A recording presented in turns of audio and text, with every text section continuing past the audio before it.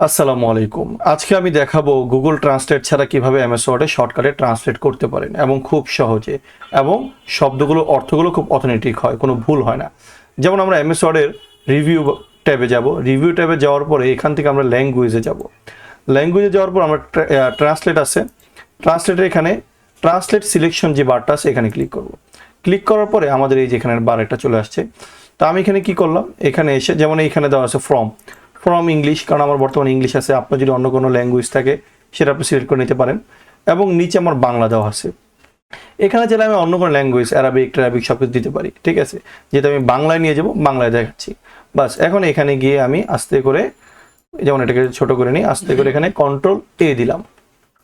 এটাকে কন্ট্রোল-A দিয়ে সিলেক্ট করলাম, এবং কন্ট্রোল-A দিয়ে সিলেক্ট করার সাথে সাথে পুরোটা কিন্তু এখানে চলে আসছে, ঠিক আছে।